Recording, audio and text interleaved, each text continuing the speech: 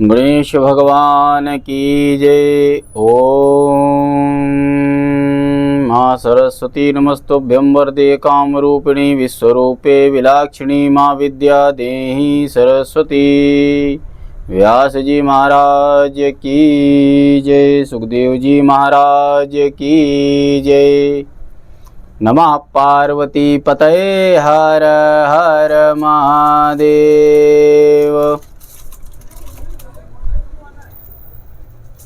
बंधुओं, आपका हार्दिक स्वागत है भागवत कथा प्रवचन में।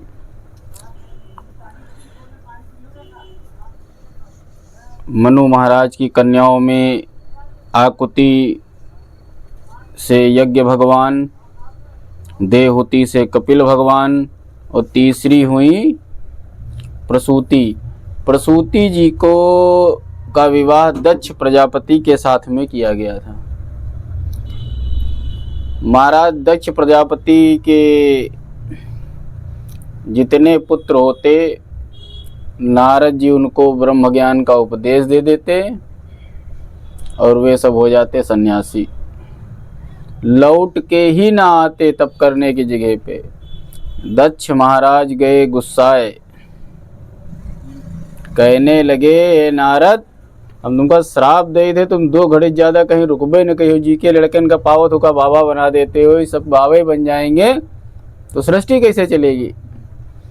नारद जी बोले कि हम तो कल्याण ही करेंगे, श्राप दो चाहे जौन दो, जिसको बदलना है वो एक क्षण में बदल जाएगा। सत्संग कोई जरूरी थोड़ी है कि दुनिया भर दिन भर सुनाया जाए, एक मंत्र से ही काम बन सकता है। तुम मुस्कुराते हुए नारायण नारायण कहते हुए चले गए। अब दक्ष प्रजापति ने, कहीं कहीं आता है 60 कन्याएं, कहीं कहीं 28 कन्याओं का, कहीं कहीं 16 कन्याओं का भेद आता है। खैर, दक्ष की जो है कन्याओं से सबसे खूब देव संतति हुई। स्वधा स्वाहा धर्म की पत्नियां, कश्यप जी की सब पूरी सृष्टि भर गई। तो कहने लगी, लेकिन सती को कोई संतान नहीं हुई। विदुर जी बोले, हे मैत्रेय जी बताइए, सती मैया के संतानों के बारे में नहीं बताया। तो कहा, सती जी का विवाह जो है वो ब्रह्मा जी के हस्तक्षेप से शंकर जी से हुआ था। तो दक्ष प्रजापति बनाए गए और दक्ष प्रजापति को बड़ा अहंकार हो गया था। प्रजापति पद था जो ब्रह्मा जी के बराबर माना जाता था। जैसे ब्रह्मा जी शास्त्रोक्त में है कि ब्राह्मण लोग कभी पृथ्वी वगैरह पे राजवास सत्ता सपोर्ट ये सब, क्योंकि ब्राह्मण हृदय से दयालु होते हैं, उनको मारना काटना दंड लेना कर लेना शासन करना ये ज़्यादा अच्छा नहीं लगता है।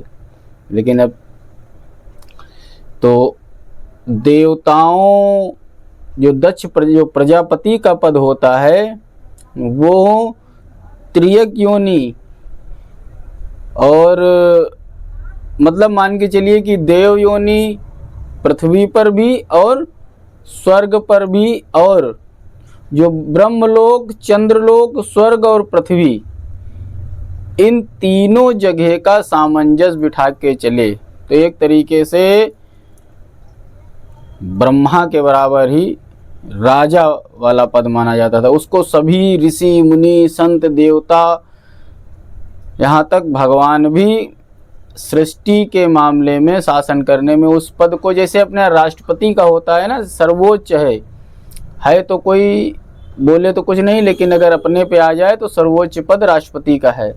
तो दक्ष प्रजापति को जब यह पद मिला तो इनको बहुत अहंकार हो गया। इन्होंने मीटिंग बुलाई एक बार। सबसे पहले तो विवाह की बात समझ लीजिए। सती जी का विवाह की सलाह जो है ब्रह्मा जी ने दी, तो अपने पिताजी के दबाव में ज़्यादा कुछ कह नहीं पाए, लेकिन वो शंकर जी को पसंद नहीं करते थे ज़्यादा, लेकिन विवाह कर दिया। खैर बात चल गई। जब कभी लड़ाई झगड़ा होता है किसी से तभी बात पता चलती है सच्ची। उस समय क्रोध में व्यक्ति भूल जाता है, सारी अंदर की भड़ासें निकलने लगती हैं। एक बार एक मीटिंग हो रही थी, उसमें दक्ष प्रजापति ने समस्त देवी देवताओं सबको बुलाया, शंकर जी भी आए और भोलेनाथ हमारे अवधरदानी जहाँ बैठ जाए तो उनको परपंच सने मतलब मीटिंग में बुलाए गए हैं तो आए और उस सभा में ही लग गई राम नाम धुनी। न जप रहे सीताराम सीताराम सीताराम श्री सीताराम सीताराम सीताराम सीताराम श्री सीताराम राधे श्याम राधे श्याम राधे श्याम श्री राधे श्याम। अब ध्यान में बैठे थे, कब दक्ष महाराज की जय, सावधान दक्ष प्रजापति पधार रहे हैं। सभी देवी देवता भाई सब खड़े हुए। भोलेनाथ अपने अंतर मन में उनका जब चल रहा था, वो चुपचाप बैठे रहे। अच्छा, एक बड़े लोगों की बड़ी कमी होती है, बड़प्पन का एक जब अहंकार हो जाता है तो उसकी उस व्यक्ति जो पद के अंतर्गत अगर कोई बड़ा आदमी आता तो हजारों लोग पैर छुए हों, महाराज जय हो महाराज जय हो महाराज जय हो, हाँ ठीक है ठीक है ठीक है सब करते रहोगे, नहीं फर्क पड़ता है। लेकिन अगर उस सभा में एक लोग ना खड़े हुए हो ना, तो सारा ध्यान कौन बटोर ले जाता है, जिसने पैर न छुआ हो। अब बहुत लोग होते नहीं है कि घर में आओ घरों परिवार में आप लोगों ने देखा होगा, नई नई बहू आई है भाई, ना समझ पाए कोई को। अब कोई मोहल्ले की अगर चाची आ गई और वो पद में बड़ी लगती हैं, वो चाची नहीं ताई आ गई तो सास ने भी पैर छुआ, आओ जीजी पैर लगी, बड़ी भाभी ने छुआ, सब ने पैर छुआ और छोटी वाली ने नहीं छुआ, जो नई वाली बहू आई थी जिसको खास कर वो बताने आई थी कि मोहल्ले की मैं ताई हूँ। तो जो दक्ष का ये यज्ञ था, ये यज्ञ जो मीटिंग थी, ये शक्ति प्रदर्शन के लिए थी कि देखें कौन कौन हमारे अधीनस्थ आता है और कौन कौन हमें सम्मान इस पद को देता है। तो ये अहंकार वश ही था। और जहाँ महाराज अहंकार की बात हो तो वहाँ भोलेनाथ तो बैठे हैं वीरभद्र बने। अब इनको बात ये सबसे ज़्यादा ये खटक गई कि जब कोई घर ही का आदमी सम्मान नहीं करेगा, जैसे वो ताई जी की बहुरिया नहीं पैर छुई, अब मोहल्ले रे छुटकई वाली जनते हो बड़ी घमंडी, हम गए नमस्ते तक नहीं किया, लग रहा है नमस्ते कर किया होता तो वो मान जाती कहीं। अब दक्ष प्रजापति जी नाराज हो गए, बिल्कुल क्रोध में बढ़ गए। मैं पहले ही कहता था इसको कोई शिष्टाचार नहीं आता है, ना पढ़े लिखे हैं, ना कोई गुरु है इनका जो इनको सिखावे, ना इनके कोई माता पिता हैं। वो तो मैंने पिताजी के कहने पर इनका जो है विवाह कर दिया था, वरना मेरे को तो जरा फूटी आंख नहीं सुहाता है। ये अवगढ़ बना रहे थे, मीटिंग में आए थे, आज तो कपड़े वपड़े पहन लेते, यहाँ लग रहा है शमशान में आके बैठे, यहाँ भी धुनी रमाए बैठे हैं। देख लो बाबा के यहीं मीटिंग में आए, ये सब लोगों की मीटिंग है, ऐसे आया जाता है। भोले बाबा शांत भाव चुपचाप बैठे रहे। अच्छा, कोई गाली दे रहा हो, कोई उपहास कर रहा हो, तनिक कोई बोल दो, कुछ तुम तड़ाक हो जाए तो और कायदे गुस्सा हो जाता है। कोई खूब कस के गरिया रहा हो, कोई मुस्कुरा रहा हो, बैठे भोलेनाथ मुस्कुराते रहे, कुछ नहीं बोले। अब दक्ष के आग लग गई एकदम। खैर समय बीता, मीटिंग ख़त्म हुई। अब एक दिन इसी बीच में यहाँ से जब लौटे तो इसी बीच में घटना उठ घटी। जब लौटने लगे तो शंकर पार्वती सोचे कि जब आए हैं इधर से लाओ अगस्त मुनि से कथा सुन लें। तो राम कथा सुने। उसी राम कथा में सती मैया ने श्री राम जी से पंगा ले लिया। उधर पिताजी वाला मैटर ये हुआ, बात खत्म हो गई। ये बात सती मैया नहीं जान पाई। वहाँ से लौटे तो सोचे कहा चलो सती बहुत दिन से घूमने नहीं गए, चलो भ्रमण करा लें। शंकर जी कहाँ घुमाने ले जाएंगे, घुमाने अपनी पत्नी को पहली बार घर से लेके निकले भी तो राम कथा सुनावे लेके चले गए। अब दिन रात यहाँ सुना करती थी सत्संग। सोचा चलो कहीं नई जगह चलेंगे, पृथ्वी पर घूमने आई, बढ़िया दंडकारण्य पूरा घूमा, अगस्त मुनि के यहाँ गई, 9 दिन बैठ के कथे लगातार सुनाए। अब वही राम लक्ष्मण सीता, वनगमन, भक्तों पर कृपा, हनुमान जी की लीला, रावण वध, लौट के आए रामराज। अब ये सुन सुन के जो लोगों के होते हैं कि यही तो सबके मन में है कि यही राम कथा है, इससे आगे कोई दिमाग में जो सुनता है कि लाओ टाइम पास में, उसको इससे ज़्यादा राम कथा में कुछ नहीं मिल सकता है, बस यही समझेगा ये चीज़ें। अब वहाँ जब सुन उनके बाहर निकली, इधर राम लीला चल रही थी, राम जी की लीला चल रही थी। जय सच्चिदानंद भगवान की जय कह के उस साइड से निकल लिए, कहीं कैमरे में हम ना आ जाएं, इसे कहीं शूटिंग हो रही कुछ हो रही। तो भोलेनाथ ने प्रणाम किया। ये बोले भैया इनको कण कण में राम दिख रहे हैं, जहाँ देखो वहाँ राम। सती मैया के मन में बात खटक गई, इस परम शक्तिमान हमारे पति हैं, इनको सब लोग देवाधिदेव महादेव कहते हैं, ये जब देखो तब राम राम राम राम। तो बोले क्या ये वही तुम्हारे वाले राम हैं? तो कहें हाँ हमारे वाले राम हैं, निकल लो जल्दी से, नहीं मीटिंग में। लेकिन गई वहाँ पे परीक्षा लिया, शंकर जी से आए, झूठ बोली कि कुछ नहीं परीक्षा लिया। अब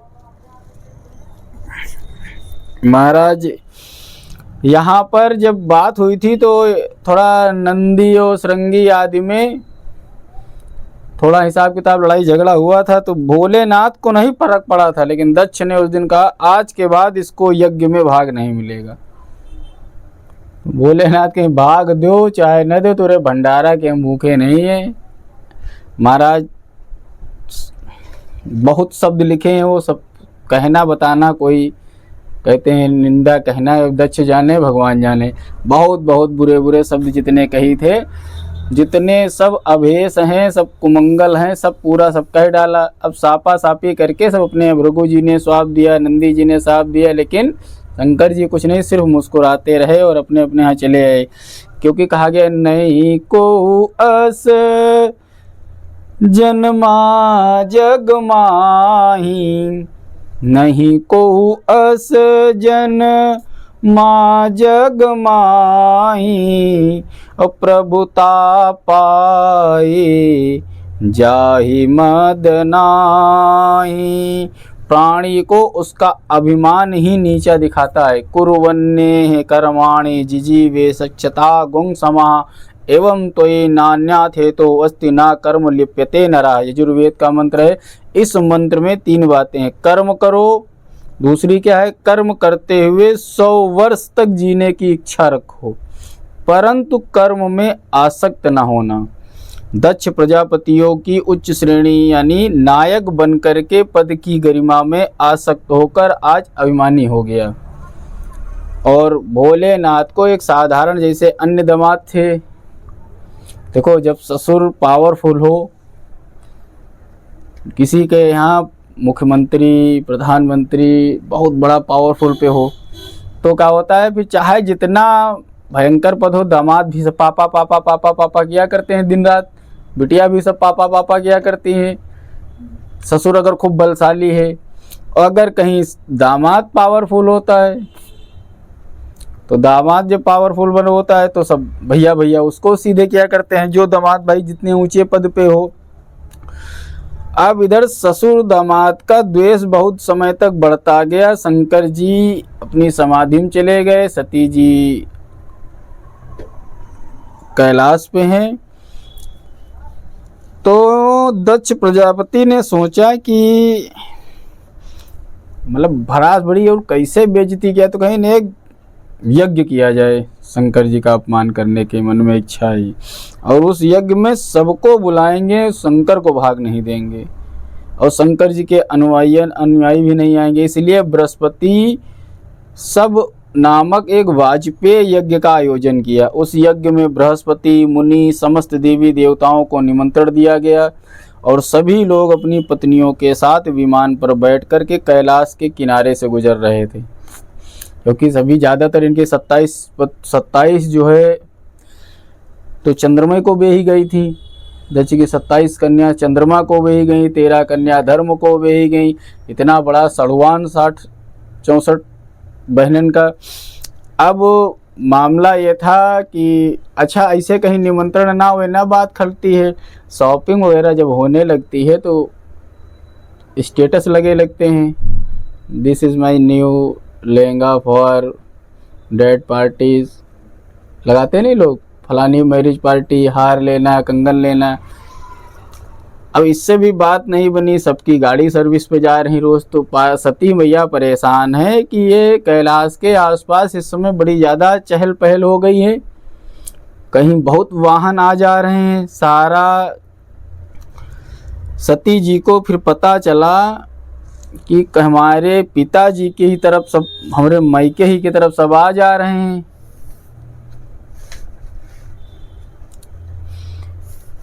शंकर जी की समाधि खुल गई। जब अंतरकरण से कोई याद करोगे कि भाई सती ज़्यादा छटपटा रही हैं, और बोले कि ये सब क्या हो रहा है स्वामी, आप तो त्रिकाल यज्ञ हैं। तो कहने लगे हाँ ये सब तुम्हारे पिताजी के यहाँ यज्ञ है, उसी में सब जा रहे हैं, निमंत्रण है। तो बोले हमारे पिताजी के यहाँ यज्ञ है, और हमारे पिताजी के यहाँ यज्ञ है, और सारी बहनों में पिताजी हमको मानते हैं। तो ऐसा है, ऐसा हो नहीं सकता है कि हमारे यहाँ निमंत्रण ना आया हो, और आया भी होगा तो तुम्हारे यहाँ तक पहुँच नहीं पाया होगा। इसी जगह न सड़क बनी है, ना कोई हेलीपैड बना है, वो तो बूढ़ा नंदी है, कहूँ से रास्ता वस्ता निकाल के आ जाता है कैलाश में। आया हो, कहूँ भूत प्रेत खा गए हो, कोनो निमंत्रण आया जरूर होगा। या तो हो सकता है कि हमारे पिताजी ने सोचा हो कि स्पेशल हम देने जाएंगे अपनी प्यारी बिटिया को, इसलिए भूल गए हों यहाँ तक आने के लिए। क्योंकि मायके की बात को लेकर के माताएं ज़्यादा एक्सक्यूज पसंद नहीं करती दूसरे का, और स्वयं सारी उत्तर उन्हीं की तरफ दे डालती हैं। अब महाराज इधर आज यज्ञ वाले दिन सभी बहनें, सारे साढ़ू बढ़िया अपने अपने वाहनों पर सवार होकर के कैलाश की तरफ निकले। सती जी ने सारा वृतांत सुना और कहने लगी, पिता भवन उत्सव परम, जो प्रभु आय सुहोय, तो मैं जाऊं कृपायतन, सादर देखन सोई। शंकर जी ने कहा सुनिए, दक्ष सकल निज सुता बुलाई, हमरे बयर तुमहु बिसराई, जो बिनु बोले जाऊ भवानी, जो बिनु बोले जाऊ भवानी, राइन सीलू स्नेह नकानी। हमारे से तुम्हारे पिताजी बैर रखते हैं। उन्होंने पूर्व यज्ञ की पूरी बात भी बता दी, और भी कहा, आवत ही हर सै नहीं, नैनन नहीं सने, तुलसी तहाँ न जाइए, चाहे कंचन बरसे में। ऐसा है, हमारा तो विचार है कि तुमको वहाँ नहीं जाना चाहिए, क्योंकि तुम्हारे जाने से वहाँ किसी को प्रसन्नता नहीं होगी। शिवो वा शिव जी कहते हैं, तथारि भिन्न व्यत्यथे शिली मुखे, सेते अर्ति दितांगो हृदयन दूयतः, स्वानाम तथा वक्रीदाम दुरिक्ति भीर दिवा निशम तप्यति मर्मताडितः। हे सती, मनुष्य शत्रुओं के बाणों जैसा, मनुष्य जो है वो शत्रुओं के बाणों से ऐसा दुखी नहीं होता है जैसा कुटिल बुद्धि वाले अपने बंधुओं के वचनों से दुखी होकर उसका हृदय मर्म पीड़ित होता है। बार बार समझो, वहाँ पर तुमको कहीं कुछ ताने मिल जाएंगे, कोई कुछ मिल जाएगा तो तुम दुखी हो जाओगी। इसलिए अपनों के जो है, जो टोन होती है, जो अपनों की वाणी होती है, ये मर्म हृदय पर चोट करती है और इससे दुखी होकर चित्त से दिन रात संतप्त रहता है। बाणों की एक बार तो जो बाणों से जो घाव होता है वो एक बार भर जाता है, लेकिन शब्दों का बाण कभी भरता नहीं है। तो कहने लगी पिताजी के यहाँ जाने से क्या दिक्कत है, अपने मायके आदमी कभी भी जा सकता है।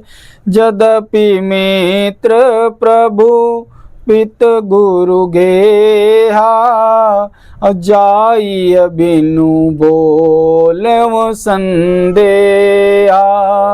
यद्यपि मित्र प्रभु, मित्र और स्वामी यानी ससुराल और मायके दोनों, कहीं बुलाने का निमंत्रण नहीं होना चाहिए। मित्र प्रभु पित, पिता के यहाँ गुरु के घर जाइए बिन बोले उन संदेह, बगैर बुलाए और बिना संदेह चाहे जब आ जाइए। लेकिन तदपि आगे लगा दे, तदपि विरोध मान जा कोई, ता गए कल्याण न होई। अरे आप लोगों की बात ही ऐसी है, दामाद ससुर में कितना रिश्ते में खटाई होती है। बहुत लोग कहते हैं लाठी मारा पानी कहीं अलग होता है, इसका कहावत समझते हो। मतलब अपने लोग कितनी भी चोट पड़ जाए लेकिन अलग नहीं होते हैं। महाभारत अपने में ही तो हो गई थी। अब किसी भी तरीके से मान ही नहीं रही हैं माँ सती। असंभव हेम मृगस्य जन्म तथा विरामो लुलुबे मृगाय, प्राया समापन्न विपत्ति काले धियो अपि पुसाम मलिना भवंती। स्वर्ण का मृग असंभव था, राम जी जानते थे, लेकिन उस पर लुभा गए। आपत्तकाल आने पर बुद्धिमानों की भी बुद्धि मलिन हो जाती है। यहाँ पर यह हो सकता है प्रिया का हृदय रखने के लिए भगवान गए हों। अब यहाँ भोलेनाथ पूरा जान रहे हैं, कह रहे हैं कि अब ये मान नहीं रही, कैसे समझाएं। ना नहीं भवति यन्न भाव्यम भवति चा भाव्यम, बिना अपि यत्नेन करतल गतमापि नश्यति यस्य ही भवितव्यता नास्ति। इसको रामचरितमानस में क्या बोला गया है? नहीं भवति यन्न भाव्यम भवति चा भाव्यम, बिना अपि यत्नेन करतल गतमापि नश्यति यस्य ही भवितव्यता नास्ति। होई है वही जो राम रचि राखा, को कर तरक बढ़ावई शाखा। बिना विचारे जो करे सो पाछे पछताए, और काम बिगाड़े अपनो जग में होत हंसाए।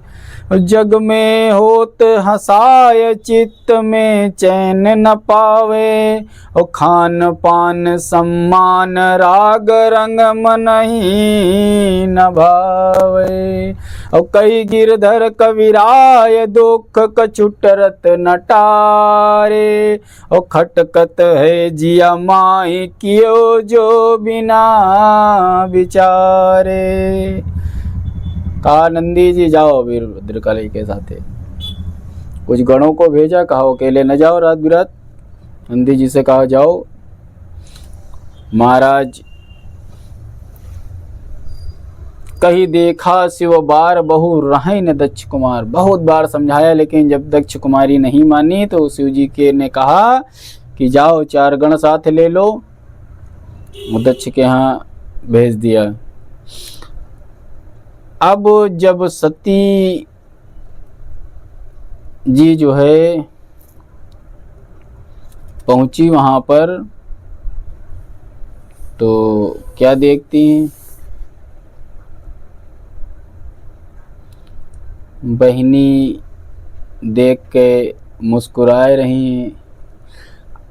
दक्ष न कछुपू छी कुशलाता,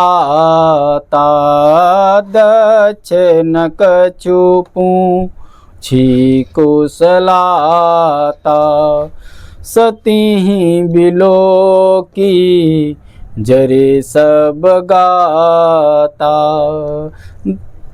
सादर भले मिली एक माता, सादर भले ही मिली एक माता, भगिनी मिली बहुत मुस्काता, भगिनी मिली बहुत मुस्काता। दक्ष जी ने तो देख के मुंह घुमा लिया सती जी को,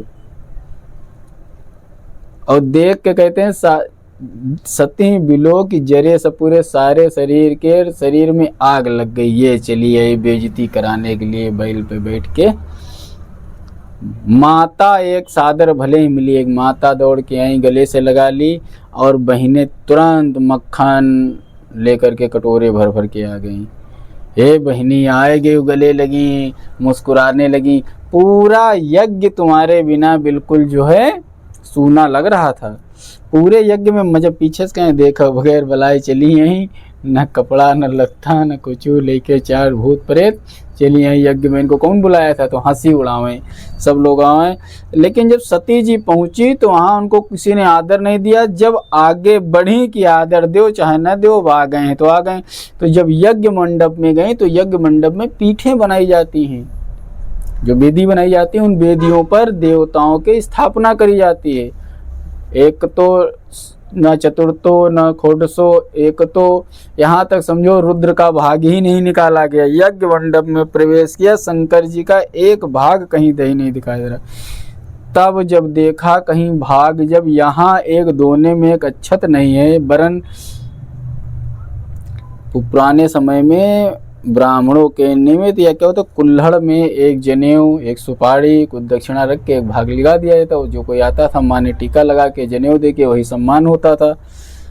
अब जब देखा कि कहीं भागे ही नहीं, तब चित चढ़े वो जो शंकर कहयो, तब चित चढ़े वो सो शंकर कहयो, प्रभु अपमान समझ और दयो। अभी तक तो जो उनकी निंदा हुई उसको तो कोई ध्यान नहीं दिया, सब घर के हैं, माँ बाप हैं, बहनें हैं। लेकिन पति का अपमान माँ सती से बर्दाश्त न हुआ। उन्होंने देखा कि उनके पति का कोई भाग ही नहीं लगाया गया। इन आचार्यों की बुद्धि भ्रष्ट हो गई थी। ये यज्ञकर्ता क्या मूर्ख थे?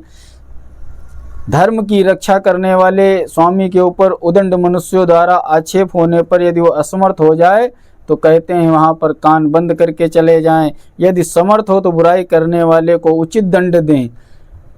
अगर ये भी न कर पाओ तो अपने प्राण छोड़ दो, लेकिन धर्म का रक्षा करना चाहिए। कर्णों पिधाय निर्याद्य कल्प ईसे, धर्मावितर श्रणी भीर्ण भीरस्यमाने, छिंदात प्रस्वहा रुसतीम सतीम प्रमुंचे जिह्वामसूनपि ततो विजजेत धर्मः। अर्थात हरिहर निंदा सुनहि जे काना, होई पाप गो घात समाना। संत शंभु श्री पति अपवादा, और सुनिया तहाँ सुनिया जाता, अस मर जादा। अब सती सोचती है मेरे मूल पिता ने सारे देवताओं को भाग दिया और मेरे पति को कोई हिस्सा नहीं निकाला। मेरे शिव का यहाँ बड़ा अपमान हुआ है, और क्रोध में पूरा शरीर दग्ध हो गया, जलने लगा। इसीलिए कहते हैं सारे सम्मान अलग हैं। जो सबसे पहले होता था कि कोई समाज में सबसे बड़ा डर एक बना रहता था कि हुक्का पानी बंद कर दिया जाएगा, समाज से बहिष्कृत कर दिया जाएगा, साथ में कोई पानी नहीं पिएगा बैठ के। इससे लोग समाज में डरते थे। इसीलिए कहा यद्यपि जगदा रुन दुख नाना, और सब ते कठिन जाति अवमाना, क्रोध में हो गई। सुनऊ सभासद सकल मुनिंदा, सुनऊ सभासद सकल मुनिंदा, और कही सुनी जिन शंकर निंदा, सो फल तुरब लाभ सब काहू, भली भांति पछिताव पिताहू, अस कही जो गया गिने तनु जारा। योग से अपना पूरा शरीर क्रोध में जल गया। आज वो जो सती मैया थी, जो सौभ में स्वरूप था गौरी का, वो बन गया महाकाली। बिल्कुल क्रोध में एकदम काली हो गई। और भयउ सकल मख हाहाकारा, सारा यज्ञ का तेज पुण्य जितना था सब उन्हीं के क्रोध में सब भस्म होने लगा। वहाँ पर सती यमुदिश्चयत जेद देह पाप भागी सजायते, अतोन कोप एत कंचित परलोक सुखाय चाह। विषयुक्त भक्षण किए हुए जैसे अन्न की निवृत्ति कब होती है? वमन द्वारा होती है। वैसे ही अपने पति का ध्यान लगाकर और प्राण अपान को भस्म करके नाभि चक्र से प्राण को उठाकर अनाहत से विशुद्धा चक्र से आज्ञा चक्र में ले आई, और दक्ष के शरीर की त्यागने की इच्छा से उन्होंने वायु और अग्नि जो तत्व होते हैं उनका आवाहन कर दिया। तो जल और पृथ्वी तो होता ही है, तो वायु और अग्नि तीव्र कर दी, और पूरा शरीर समाधिजन्य ज्वाला के साथ एक ज्योति निकली और सबको चकाचौंध करती हुई अंतर्निहित हो गई। और पृथ्वी का पर सती जी का शरीर काला काला धड़ पड़ा रह गया। महाराज सती मैया ने सोचा कि एक बार दक्ष कुमारी से अपमान हुआ, अगस्त मुनि ने टोन मारा था, ये दक्ष कुमारी है। चलने लगी तो शिव जी ने कहा, कही देखा शिव बार बहु रहे न दक्ष कुमारी। बहुत समझाया लेकिन सती होती तो मान जाती, उनकी पत्नी है, दक्ष की बिटिया है, कहाँ मान जाएगी। तो दक्ष कुमार यहाँ कहा जो ये नाम जुड़ा हुआ है ये इस शरीर से जुड़ा हुआ है, हमारी आत्मा से नहीं जुड़ा हुआ है। ये शरीर जब तक रहेगा तब तक मैं दक्ष की पुत्री कही जाऊंगी और ये अपमानजनक लगेगा हमें। इसलिए अपने पति का, भोलेनाथ का ध्यान करके और अपने शरीर को सम करके कि इस शरीर से तो भोलेनाथ ने भी कहा था तुमसे मुलाकात नहीं होगी, लेकिन शरीर चाहे जो मिले, मेरी आत्मा शिव में ही बसी हुई, मैं शिव को ही प्राप्त करूंगी। और इसका कारण भी राम बने। और अपने शरीर को यज्ञ मंडप में हाहाकार हो गया, सभी दक्ष की निंदा करने लगे, शिव जी के गण दक्ष को विध्वंस करने लगे और भयंकर मार काट मच गई। भृगु जी बार बार रक्षा मंत्रों से सब शिवगणों को भगावें, ऋचा कुंड से हवन करें, इधर देव गण उत्पन्न करें, यज्ञ के रक्षा वाले भी गण नियुक्त किए जाते हैं। वैसे शंकर समाचार इधर मिला, शंकर जी का अपनी एक जटा उखाड़ के फेंकी कि कौन रोक सकता है। क्रोध में जटा फेंकी पृथ्वी पर, विशाल काय वीरभद्र उत्पन्न हुए। उनके कहते हैं हजारों हाथ, 3 नेत्र, सोने जैसे बाल, जैसे लग रहा है धधक रहा है, बिल्कुल चलता फिरता ज्वालामुखी। अब उन जैसे वो चले उन्हीं के साथ सैकड़ों गण दक्ष मंडप में आ गए। किसी ने, अब यहाँ पर लग रहा था ज्वालामुखी फूट रहे हैं, उठा के किसी पटक दें, कोई यज्ञशाला उठा के फूंक दे, कोई उठावे सारे देवताओं को ही यज्ञशाला झोंक दें। किसी ने भोजनालय खंडित कर दिया, किसी ने मंडप उखाड़ के फेंक दिया। वीरभद्र ने पकड़ा, भृगु जी मार जल्दी जल्दी, मंत्र कड़बड़ बट के छिड़क रहे थे, भृगु जी की दाढ़ी पकड़ी है, उखाड़ दी। पूखा देवता जल्दी जल्दी मंत्र पढ़ रहे थे, पूखा देवता का पूरा यज्ञ भाग जो है दांत तोड़ दिए, भग की आंखें फोड़ दी। दक्ष के सिर को तुरंत एक झटके में काटा, गुस्से हवन कुंड में कर दिया स्वाहा। जग विध्वंस जायते न कीना जग विध्वंस, जाय जग विध्वंस, जायते न कीना सकल सुरन विधि वत फलुदीना। इसके बाद ब्रह्मा जी नारायण जी जो कहते हैं पहले यज्ञ में नहीं गए थे, वो शिव जी के पास गए, कहने लगे जितना दंड मिलना था मिल गए। सब देवता आदि कैलाश पर पहुँचे, भगवान से विनती की। उसी समय भगवान शांत हुए। जब भोलेनाथ हैं शांत भी हो गए तो कहते हैं यज्ञ कोई खंडित यज्ञ अच्छा नहीं माना जाता है प्रभु, और आपके होते हुए अब आप यहाँ आ गए हैं तो यज्ञ पूरा करना चाहिए बगैर महादेव के यज्ञ।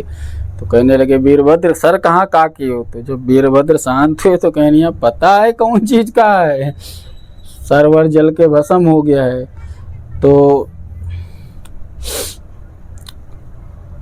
महादेव बोले मैंने केवल शिक्षा के लिए दंड दिया है, अब यह शिक्षा हमेशा सबको याद रहेगी। किसी के नीचा दिखाने के लिए जो यज्ञ किया जाएगा, किसी की अपमान के लिए वो यज्ञ कभी पूरा नहीं होगा। इसलिए अहंकारी दक्ष का जो सिर जिला है अब वो बकरे का हो जाए। भग यज्ञ के भाग से अपने मित्र नाम के सूर्य के नेत्र से देखेंगे। पूषा जी पिष्टान भोजन करेंगे, पिंडी बकरे की, भृगु के बकरे की दाढ़ी लगाई गई। जैसा शिष्य वैसा गुरु कहते हैं। बकरा कौन है? दक्ष, और भृगु जी उनके गुरु। अब उन्होंने और जिन्होंने मुझे यज्ञ का अवशिष्ट भाग दिया था सभी पहले की भांति स्वस्थ हो जाएं, ऐसा कहते हुए यज्ञ स्थल पर लौट आए। बकरे का जब सिर दक्ष के धड़ से जोड़ा गया, सिर जुड़ते ही ऐसे खड़े हो गए मानो सोकर जुड़े हुए, और प्रार्थना करने लगे महादेव की जय हो। अतुलित बल अतुलित प्रभुताई, मैं मति मंद जानि नहीं पाई। यदा सर्वे प्रमुच्यन्ते कामाये अस्य हृदय स्थिताः, अथ मर्त्यो अमृतो भवत्यत्र ब्रह्म समश्नुते। कठोपनिषद में साधक के हृदय में जब स्थिति सारी कामनाएं नष्ट हो जाती हैं तब मरण धर्मा मनुष्य अमर हो जाता है, और यहीं से उसके शरीर में ब्रह्मा का अनुभव हो जाता है। अब जब आज दक्ष शरणागति हुए और सभी तीनों देवों को प्रणाम किया तो अहंकार नष्ट हुआ जो उनके सिर पे चढ़ा था। मैं दक्ष प्रजापति हूँ, मैं तो सर्वोच्च हूँ, सर्वे सर्वा हूँ। अब जब किए हैं तो उनको शांति मिली है। ये दक्षी सती प्रसंग में आगे पूर्व जन्म के बाद में बड़ी तपस्या करती हैं। हिमालय राज और मैना के यहाँ यही सती मैया पार्वती मन के जन्म लेती हैं। खूब तपस्या करके महादेव का वर्ण करती हैं। शिव जी के साथ में सती जी का पार्वती जी का विवाह होता है। बड़ा मंगल गाया जाता है, बड़ी परीक्षाएं ली जाती हैं। कई हजारों वर्ष तक ये सब चलता है अपने को पुष्ट करने में। और जब विवाह हुआ तब सती जी ने कहा प्रभु जरा राम कथा सुनाओ बैठ के, थोड़ा जो है सुकून मिले। तब सती जी को उधर वो पार्वती जी को शिव जी सारी कथाएं का श्रवण करा रहे हैं। यही जो हम सुना रहे हैं ये भी सबसे पहले अमर कथा बोली जाती है। अमर कथा के नाम से भागवत का भी उपदेश शिव जी ने माँ पार्वती को दिया था। राधे राधे सीताराम।